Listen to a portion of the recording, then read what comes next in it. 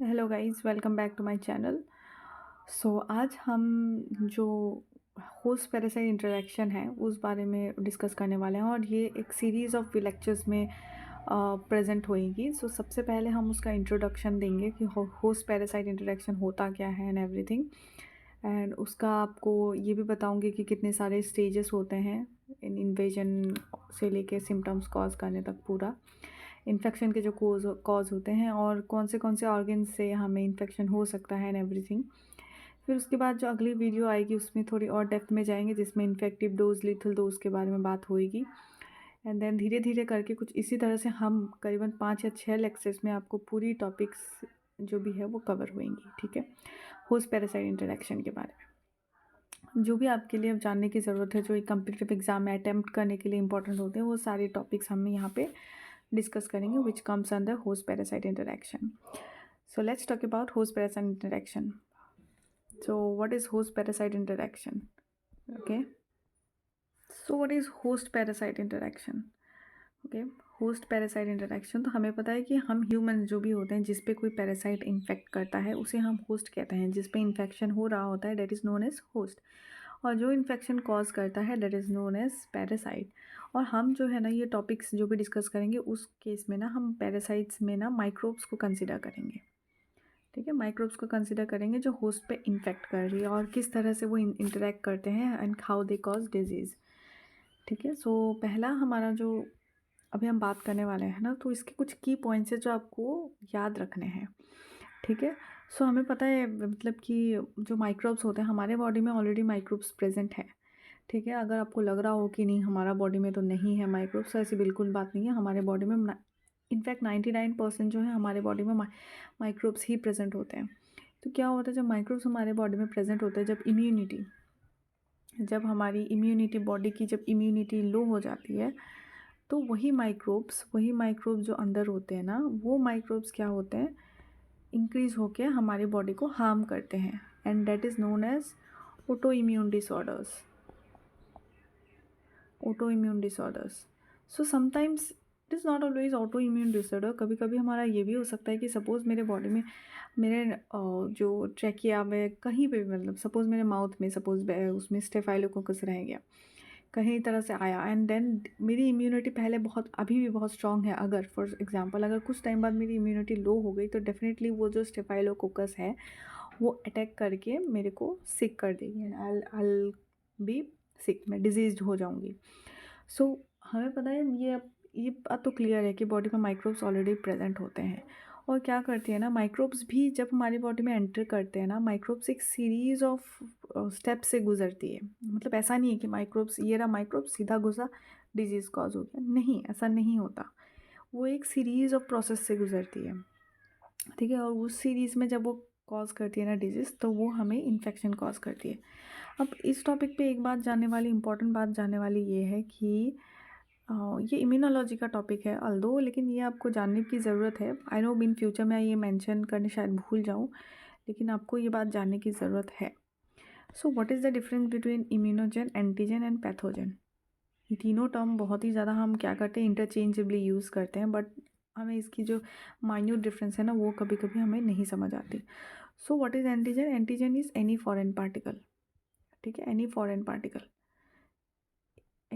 Particle and it can cause disease और not. ये disease cause कर सकते हैं और नहीं भी कर सकते हैं। इट्स नॉट नेसेसरी कि ये कोई डिजीज़ कॉज करे और हमारी इम्यून सिस्टम को हार्म करे। कोई भी फॉरेन पार्टिकल हो वो एंटीजन में कंसिडर किया जाता है। And what is immunogen? Immunogen is an antigen which evokes immune response.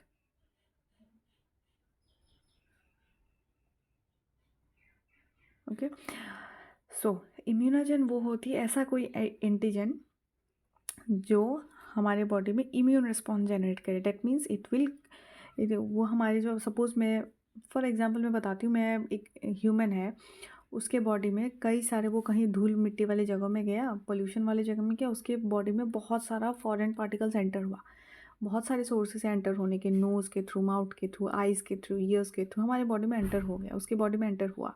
लेकिन ज़रूरी नहीं है जितने भी फॉरेन पार्टिकल जो भी एंटर हुआ है उसको हम फॉरेन पार्टिकल कहेंगे, तो ज़रूरी नहीं है वो सारे फॉरेन पार्टिकल उसे डिजीज़ कॉज करे, वो बीमार पड़े, वो इम्यून रिस्पॉन्स जनरेट करे, ज़रूरी नहीं है। ठीक है। फॉर एग्ज़ाम्पल ये देखिए हमारे पास 5 टाइप के बैक्टीरियाज़ हैं। कोई आदमी बाहर गया, ये आदमी बाहर गया एंड ये 5 जो बैक्टीरियाज़ है इसने इसको अफेक्ट करा, इसमें एंटर हुआ। लेकिन इसमें से सिर्फ ये जो नंबर 2 है, ये नंबर 2 वाला ही बस इम्यून रिस्पॉन्स क्रिएट कर रहा है। ठीक है, इम्यून रिस्पॉन्स मतलब एंटीबॉडी प्रोड्यूस कर रहा है, एंटीबॉडी प्रोड्यूस करवा रहा है। दैट मीन्स जो नंबर 2 वाला है, नंबर 2 वाला ही सिर्फ एंटीबॉडी प्रोड्यूस करवा रहा है। तो नंबर 2 वाला हमारा क्या हो जाएगा, इम्यूनोजन हो जाएगा, और ये 1 3 4 5 हमारा क्या हो जाएगा, एंटीजन हो जाएगा। ठीक है, एंटर सब लोग हो रहे हैं, फॉरेन पार्टिकल है, हमारे बॉडी के लिए फॉरेन है, लेकिन जो इम्यून रिस्पॉन्स जनरेट कर रहा है that is known as immunogen. मतलब इम्यून रिस्पॉन्स मतलब जो एंटीबॉडी फॉर्म कर रहा है। अब नाउ फ़र्क क्या आता है कि व्हाट इज़ पैथोजन, फिर पैथोजन क्या है। सो पैथोजन वो होती है जो हमारे बॉडी में डिजीज़ करती है। ठीक है, जो हमारे बॉडी में डिजीज़ करती है that is known as pathogen.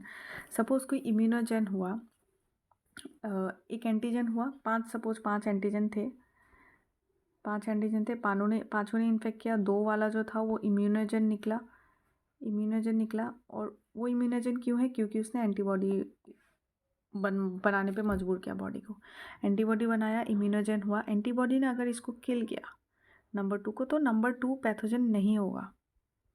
लेकिन अगर एंटीबॉडी जो बना था वो अगर नंबर 2 को किल नहीं कर पाया, so number 2 will be counted as pathogen.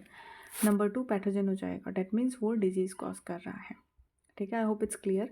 सो मैं एक और बार फिर से बता देती हूँ कि एंटीजन वो होता है, एंटीजन वो होता है फॉरेन पार्टिकल होता है उसे। ठीक है, और इम्यूनोजन वो होता है जो इम्यून रिस्पॉन्स जनरेट करे, इम्यून रिस्पॉन्स जनरेट करे। और ये हमेशा याद रखना कि इम्यूनोजन एंटीजन होगा ही होगा।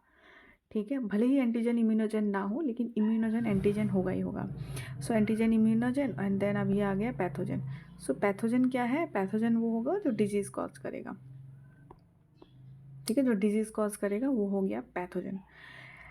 तो ये रहा 3 टाइप्स के डेफिनेशन जिसमें हमेशा अक्सर कन्फ्यूजन रहती है। अब जैसे कि मैंने कहा था कि माइक्रोब जब वो एंटर होती है होस्ट सेल में, तो क्या करती है, कुछ टाइप्स कुछ स्टेप्स में वो स्टेप्स कुछ फॉलो करते हैं। ठीक है, स्टेप्स फॉलोड बाय माइक्रोब्स। सो मैं यहाँ पे माइक्रोब्स इसलिए लिख रही हूँ क्योंकि माइक्रोब्स में सारी चीज़ें आ जाएंगी, जो बैक्टीरिया, वायरस, पैरासाइट, फंगस, सारी चीज़ें आ जाती हैं माइक्रोब्स में। ठीक है, तो ये पर्टिकुलरली मैं ये नहीं बोल रही कि हाँ बैक्टीरिया ही एंटर हो रही है या फिर फंगस, नहीं, सारे माइक्रोब्स के बारे में लिए ये स्टेप्स फॉलो होती है। सो स्टेप्स में सबसे पहला स्टेप क्या आ जाता है, सबसे पहले क्या आ जाता है, जब अब बैक्टीरिया को घुसनी है तो वो हमारे होस्ट सेल सरफेस में क्या करेंगे, वो कांटेक्ट करेंगे। मतलब कोई लिगैंड होगा और वो रिसेप्टर से बाइंड करेगा, फिर उसके बाद मतलब ताकि उसका एक कनेक्शन बने जिसके थ्रू वो अंदर आ जाए। ठीक है, नंबर 1 हो गया कांटेक्ट, फिर उसके बाद हो गया कॉलोनाइज, फिर नंबर 3 हो गया इन्वेजन, एंड नंबर 4 हो गया इन्फेक्शन। इन्फेक्शन और डिजीज हम कह सकते हैं। ठीक है, सो देखिए जो कांटेक्ट वाला जो फेज़ है ना, जो कांटेक्ट वाला फेज़ में क्या होता है कि जो बैक्टीरिया है ना वो किसी होस्ट सेल पे जाके कांटेक्ट करेगा। पहले तो उसे एंटर करने के लिए उसे होस्ट सेल के पास जाना पड़ेगा, they have to get in touch. ठीक है, सो देयरफॉर तो उसके लिए वो कांटेक्ट में आएंगे पहले होस्ट सेल सरफेस के साथ, कोई भी माइक्रो ऑर्गेनिज्म। फिर उसके बाद वो कॉलोनाइज करेंगे ना। Now what is meant by colonization, colonization का मतलब होती है कि सपोज़ यहाँ एक कोई बैक्टीरिया घुसा। ठीक है, वो एक घुसा था पहले, फिर ये रहा सेल था ये रहा सेल, पहले बैक्टीरिया 1 एंटर हुआ, फिर विद टाइम वो रेप्लिकेट कर के बहुत सारे, फिर उसके बाद विद टाइम बहुत सारा या तो बैक्टीरिया एंटर हुआ या फिर वो रेप्लिकेट करके एक पर्टिकुलर एरिया में वो कॉलोनाइज हो गया। ठीक है, कॉलोनी जैसा फॉर्म कर लिया। ठीक है, कॉलोनाइज्ड। सो सेकंड कंडीशन हो गया कॉलोनाइज, मतलब कोई भी माइक्रो ऑर्गेनिज्म कोई सेल में एंटर करके जब वो कॉलोनाइज हो जाते हैं ना, मतलब वो अंडर करके ना कहीं कोने पे ऐसे करके एंट्री हो जाते हैं, वो कॉलोनाइज हो जाते हैं। सो क्या होता है कि अब कॉलोनाइजेशन का एक और चीज़ भी आएगी कि होस्ट सेल की भी अपनी कुछ डिफेंसेस होते हैं।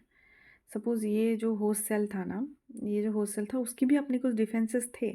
सो कॉलोनाइजेशन का ये भी एक मतलब होता है कि अब बैक्टीरिया वो होस्ट सेल का जो डिफेंस है उसको तोड़ मरोड़ के वो एंटर हो गया अंदर। ठीक है, that is known as colonization also.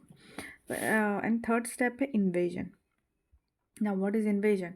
Invasion मतलब कि अब होस्ट सेल की मैंने कहा था कोई बैरियर होती है एंड एवरीथिंग, सो उसको भी इन्वेड करके वो अच्छे से मतलब अंदर जब एंट्री हो जाता है, दैट मीन्स होस्ट सेल का अपना कुछ भी डिफेंस काम नहीं करना है एंड एवरीथिंग, वो पर्टिकुलरली वो वहाँ रेप्लिकेट कर रहा है, मतलब घुस गया अंदर से पूरा, मतलब घुसपैठ बन गए आप टोटली। पहले उनको धीरे धीरे स्टेप बाय स्टेप करेंगे, लेकिन अब जो है ये बैक्टीरिया का जो भी माइक्रोब्स का जो भी अपना डीएनए जेनेटिक मटेरियल वो अंदर घुस गए हैं एंड मे बी वो रेप्लिकेट भी कर रहे हैं अगर वो लाइसोसोम के कांटेक्ट में नहीं आ रहे हैं तो। ठीक है, जब वो रेप्लिकेट कर रहे हैं तो वो क्या कर रहे हैं, वो घुस गए हैं, that is known as invasion. So after getting invasion ना, तो वो क्या होता है कि इन्वेड हो गए, डेट कम्स अंडर इन्वेजन। अब आफ्टर इन्वेजन क्या होती है कि इन्वेजन हो गए, रेप्लिकेट हो रहे हैं, अगर वो होस्ट सेल का डिफेंस अगर उस पर्टिकुलर बैक्टीरिया को किल नहीं कर पाया, ठीक है, वो पर्टिकुलर एरिया को वो बैक्टीरिया को जो किल नहीं कर पाया, सो इन्फेक्शन हो जाता है, इन्फेक्शन या फिर डिजीज़ कंसिडर हो जाता है। सो जब इन्फेक्शन और डिजीज़ कॉज होती है, सो वो पर्टिकुलर माइक्रो ऑर्गेनिजम्स हमारा बैक्टीरिया के या पर्टिकुलर जो माइक्रो ऑर्गेनिज्म वो पैथोजन में काउंट होगा। ठीक है, this is all about the 4 step जो कोई माइक्रोब्स फॉलो करती है। सो इसकी ना आप ना बहुत ज़्यादा आपको इसके नोट्स, एक्चुअली ये नोट्स मिल जाएंगे इसके, अगर आप सर्च करेंगे तो इसके रिलेटेड, बट मैं आपको बस एक समरी टाइप बता रही हूँ जिसको आपको एक लीड करने के लिए आपको एक लाइक हिंट जैसी मिले, आपको समझ आ जाए। ठीक है, फिर उसके बाद ये हो गया, अब एंट्री तो हो गई, अब हमें पता है कि चलो ठीक है वो 4 स्टेप्स अब फॉलो किया है उन्होंने। अब हमें थोड़ा और डिटेल्स में जानना होता है कि ठीक है हो तो गया, अब ऐसा हुआ, फिर उसके बाद अब किस किस मतलब उसके ना क्या क्या जो इन्फेक्शियस जो डिजीज़ है ना उसके कोर्स क्या क्या है, आई मीन कितनी स्टेप्स में एक डिजीज़ इन्फेक्शन कॉज करता है। ठीक है, मतलब कितने स्टेप्स में एक डिजीज़ शुरू होके स्टार्ट होके एंड होता है। सो ये कितने फेज़ में डिवाइडेड है, मतलब 1 2 3 4 कितने फेज़ में डिवाइडेड है। सपोज़ जैसे कि हमारे जो बर्थ से लेके डेथ तक जो फेज़ होती है ना, हमारा स्टेजेस होते हैं कि हाँ 5 साल बाद ऐसे दिखेंगे, 10 साल बाद ऐसे, फिर 13 ईयर्स के बाद हमारा प्यूबर्टी होगी एंड देन एवरीथिंग। सो ऐसे करके स्टेप्स होते हैं। सो इसी तरह से जो डिजीज़ कॉज होने के ना, स्टार्ट से एंड तक, डिजीज़ के ख़त्म होने तक और डिजीज़ के स्टार्टिंग तक ये कुछ फेजेस होते हैं जो एक बैक्टीरिया या फिर कोई पर्टिकुलर माइक्रो ऑर्गेनिज्म फॉलो करती है। सो उस स्टेजेस के बारे में मैं आपको बताने वाली हूँ, और ये आज के लिए ये आखिरी टॉपिक होगी जो कोर्स ऑफ जो इन्फेक्शियस डिजीज़ मैं आपको बताने वाली हूँ। उसके बाद मैं आपको अगली वीडियो में infective doses and lethal doses and many other things जो होस्ट पैरासाइट इंटरेक्शन के लिए इंपॉर्टेंट है वो मैं आपको बताने वाली हूँ। ठीक है, सो हम अभी बात करेंगे कि जो कोर्स होती है इन्फेक्शियस डिजीज़ के उसके बारे में। So these are the steps जो एक particular disease I mean adopt करती है, मतलब स्टार्टिंग से लेके जो एंड तक है ना वो यही स्टेप्स फॉलो करती है। ठीक है, अब इसको मैं आपको इंडिविजुअली समझा दूंगी कि क्या क्या है। सो पहला हमें पता है, ये दिख रही है कि ये देखिए ये ग्राफ है, ठीक है, जिसमें ना सिम्टम्स की इंटेंसिटी कैसी है वो दिख रही है। यहाँ देख सकते हैं आप, देखिए इंक्यूबेशन पीरियड में इसकी सिम्टम्स बिल्कुल लो है, प्रोड्रोमल स्टेज में थोड़ी ज़्यादा है, फिर हाइट ऑफ इन्फेक्शन में इसके देखिए सिम्टम्स, यहाँ ये वाला वो जो वाई पार्ट है ना, ये एक्स हो गया, ये वाई, जो वाई एक्सिस है ना, वाई एक्सिस में आपको दिख रहा है सिम्टम्स की इंटेंसिटी, मतलब यहाँ कम है और यहाँ सबसे ज़्यादा था। आपको पता है ग्राफ में ये ज़्यादा होता है, यहाँ कम होती है। तो ये देखिए जब जो इन्वेजन वाला पीरियड है ना उसमें क्या होती है, जो सिम्टम्स है ना वो बहुत ज़्यादा दिख रही है। फिर कन्वलेंसन स्टेज में ना फिर ये नीचे आ जा रही है। ठीक है, मतलब सिम्टम्स नीचे हो जा रही है, कम हो जा रही है। सो ये मैंने आपको ग्राफ एक्सप्लेन कर दी। तो सबसे पहले हम बात करेंगे कि इंक्यूबेशन पीरियड क्या होता है। इंक्यूबेशन पीरियड की वो इंक्यूबेशन पीरियड देखिए, यहाँ पे जो है ना इनिशियल स्टेज है जहाँ पे माइक्रोब एंटर हुआ है। ठीक है, द पॉइंट हियर मेंशन है 0। तो इंक्यूबेशन पीरियड में क्या होती है कि बैक्टीरिया क्या होती है, एंट्री से लेके फर्स्ट सिम्टम एंट्री से लेके जो फर्स्ट सिम्टम कॉज करती है ना, date comes under incubation period. मतलब एंट्री से लेके फर्स्ट सिम्टम जब कॉज करती है वो इंक्यूबेशन पीरियड में आती है। अब ठीक है, अब इंक्यूबेशन पीरियड में आई तो ये समझ आ गया कि development of first sign and symptom that comes under incubation period. अब इस स्टेज में क्या होती है ना कि बैक्टीरिया रिप्रोड्यूस तो कर रही है, बैक्टीरिया फिर माइक्रोब्स रिप्रोड्यूस तो कर रही है, लेकिन वो क्या करती है कि इतना ज़्यादा मतलब पोटेंट नहीं है कि वो कोई डिजीज़ कॉज कर सके। और आपको पता है कि बैक्टीरिया का एक अमाउंट होना पड़ेगा, मतलब सिर्फ एक बैक्टीरिया घुस के आपको डिजीज़ नहीं कर सकता है, एक डेफिनेट अमाउंट होता है। वो जब उस पॉइंट पे, जब वो उस अमाउंट में, जब उस डोज में पहुंच जाता है, देन वो आपको डिजीज़ कॉज कर सकते हैं। ठीक है, उससे पहले वो नहीं कर सकते। So this is all about incubation period. Now will talk about prodromal stage.